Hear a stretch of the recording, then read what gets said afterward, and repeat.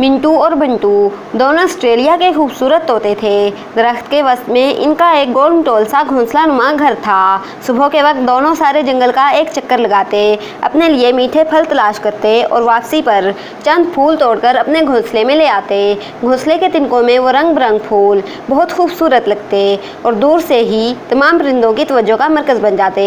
दोपहर में वो दरख्त पर आने वाले दूसरे परिंदों जैसे कि फाख्ता, मैना, नीलकंठ और गिलहरियों से गपशप लगाते। वो खूबसूरत फूलदार घोंसला गोया मिंटू और बंटू की बैठक बन जाता और दूसरे परिंदे वहाँ कुछ देर आराम करते। मिंटू और बंटू के जमा किए हुए चंद अखरोट खाते और नगर नगर की कहानियाँ सुनाते और शाम से काफ़ी पहले अपने घरों की राह लेते। वो छुट्टी का एक चमकीला दिन था। ये दोनों तोते अपने घोंसले के दरमियान अपने रंगीन पर फैलाए धूप सेक रहे थे। इसी दौरान मिंटू बोला, आज दिन तो बड़ा साफ शफाफ है, लेकिन न जाने क्यों मुझे कुछ जलने की बू आ रही है। सुबह से ही हवा से लकड़ी के जलने की बू आ रही है। अरे मियाँ, वहम का भी कोई इलाज है क्या? बंटू पिस्ता चबाते हुए बोला। बंटू मियाँ, अगर तुम योगा करते रहो और सांस की मशक जारी रखो तो इर्द गिर्द क्या हो रहा है इसके बारे में ज़्यादा अच्छा जान सकोगे। वर्जिश करने और ख़ास तौर पर योगा की सांस की मशक से हम जिंदगी ज़्यादा मज़े से गुजार सकते हैं, मिंटू ने अच्छी तरह समझाते हुए कहा। बंटू गर्म धूप के मज़े लेते हुए आंखें बंद करके पिस्ते चबाने लगा।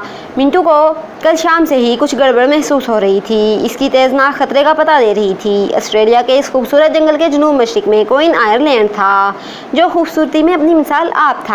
मिंटू को इस सिम से आती हुई हवा, जो आज कुछ ज़्यादा गर्म और बदली बदली महसूस हो रही थी। शाम होते ही क्वीन के जजीरे की तरफ इतनी रोशनी थी, गोया यूँ लग रहा था कि वहाँ किसी जंगल के बादशाह की शादी है। क्वीन का जजीरा बहुत ही खूबसूरत इलाका था।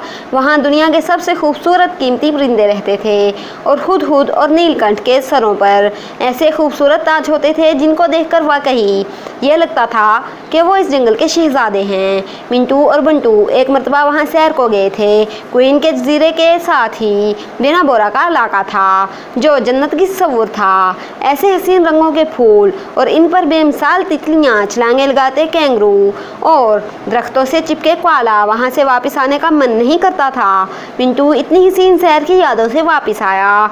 मिंटू ने पक्का इरादा किया कि कल वो पता करेगा कि आखिर जंगल के इस आखिरी किनारे आखिर ऐसा क्या हो रहा है।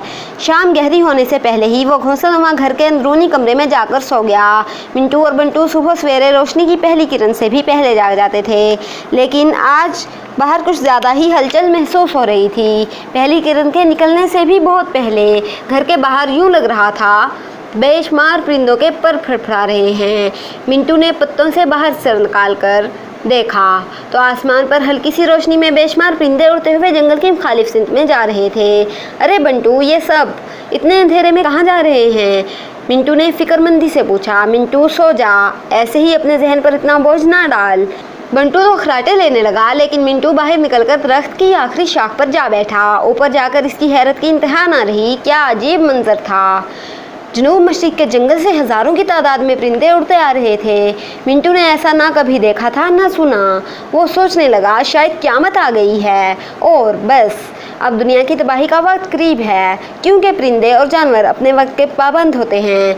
देर करना सिर्फ इंसान की फितरत है। वो वक्त भी ज़ाया करता है और अल्लाह की नाशुक्री भी। परिंदे और जानवर तो सूरज की किरणों से पहले जागते हैं और हर काम वक्त पर करते हैं। मिंटू इस मंजर को देखकर परेशान था और इसने फैसला किया कि जैसे ही सुबह की रोशनी फैलती है वो क्वीन के जजीरे में जाकर देखेगा कि आखिर क्या गड़बड़ है। सूरज ने जैसे ही अपनी शक्ल दिखाई, मिंटू ने ज़ोर की उड़ारी लगाई। इसे बहुत जल्दी थी वो सब जानने की जो इस पार हो रहा था। मिंटू कई किलोमीटर का सफ़र तय करता क्वीन के जजीरे के बिल्कुल सामने पहुंच चुका था, मगर ये क्या, ये तो कोई और ही जगह मालूम हो रही थी। हर तरफ सुर्ख शोलों का समुंदर था। वो जंगल जो जन्नत था, ये तो जहन्नुम की आग का ईंधन मालूम हो रहा था। जहाँ तक नज़र जा रही थी सिर्फ आग ही आग थी। सब्ज़ दरख्तों की टहनियाँ टिश्यू पेपर की तरह जल कर गिर रही थीं। ओह खुदाया, हज़ारों परिंदों और जानवरों का क्या होगा। मिंटू ने यह मंजर देखा और फ़ौरन ही वापस घर लौट आया और वो फ़ौरन पत्तों में छुप गया। इसे वहाँ आग याद आने लगी और वो डर के मारे आंखें बंद करके लेट गया। मिंटू को बहुत तेज़ बुखार हो गया। कुछ देर बाद बंटू की आँख खुली तो बोला, क्या हुआ तुम्हें? मैं जो मंजर देख कर आया हूँ खुदा किसी को ना दिखाए, मिंटू ने रोते हुए कहा।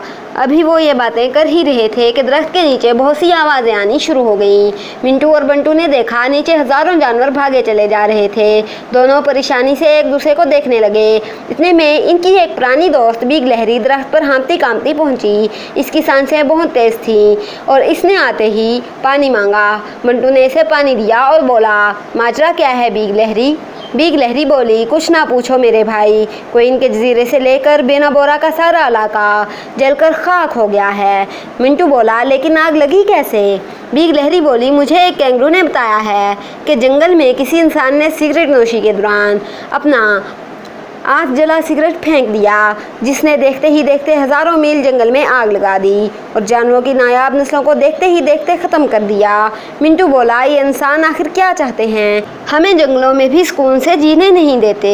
सिगरेट की आग से अपनी ज़िंदगी तो बर्बाद करता ही है, हमारा आशियाना भी जला डाला। जली गलहरी बोली, जानते हो जिस इलाके में आग लगी है वो कैंगरूज का गढ़ है। ये इनका घर था। इसके अलावा कोयला भी इनमें शामिल हैं और पता नहीं कितने जख्मी होंगे। मिंटू बोला, जली गलहरी, एक सिगरेट से भला सारे जंगल को आग कैसे लग सकती है? गलहरी बोली, सिगरेट की आग को ऑस्ट्रेलिया में जलने वाली तेज़ खुश्क हवा ने इतना बढ़ाया कि सब जल गया। सुनने में यह भी आया है कि कोकोडा के गांव में आर्मी की गन चलाने की मशक भी हो रही थी, इससे भी आग लगने के इम्कान थे। जली गलहरी बड़ी मुश्किल से खड़ी हुई, इसकी दुम आधी जल चुकी थी। मिंटू बोला, जली गलहरी, तुम्हारी दुम इसका क्या होगा?